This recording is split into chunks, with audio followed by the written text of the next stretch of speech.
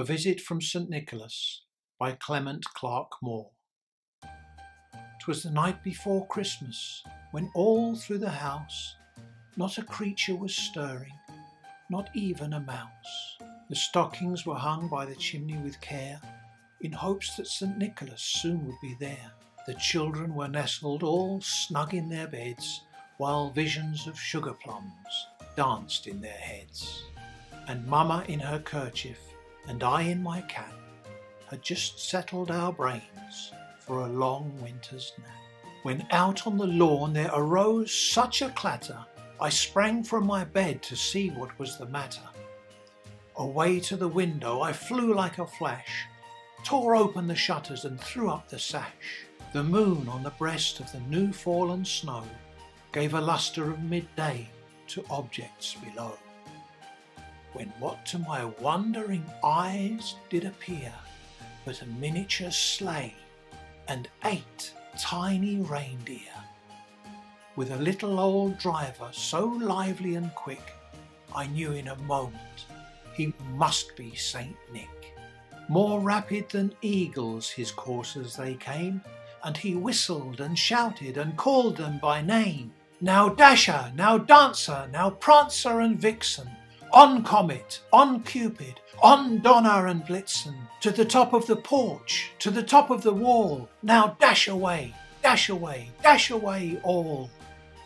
As leaves that before the wild hurricane fly, when they meet with an obstacle, mount to the sky, so up to the housetop the coursers they flew, with a sleigh full of toys, and St. Nicholas too. And then, in a twinkling, I heard on the roof the prancing and pawing of each little hoof. As I drew in my head and was turning around, down the chimney St. Nicholas came with a bound. He was dressed all in fur from his head to his foot, and his clothes were all tarnished with ashes and soot. A bundle of toys he had flung on his back, and he looked like a peddler just opening his pack. His eyes, how they twinkled, his dimples, how merry. His cheeks were like roses, his nose like a cherry. His droll little mouth was drawn up like a bow, and the beard on his chin was as white as the snow. The stump of a pipe he held tight in his teeth, and the smoke, it encircled his head like a wreath. He had a broad face and a little round belly that shook when he laughed like a bowl full of jelly.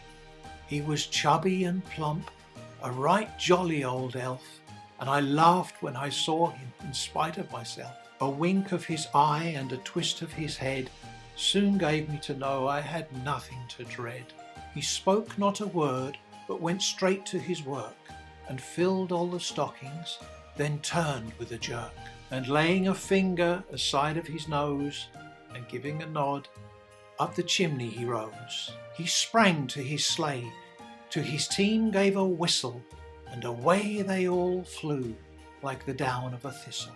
But I heard him exclaim, ere he drove out of sight, "Happy Christmas to all, and to all a good night."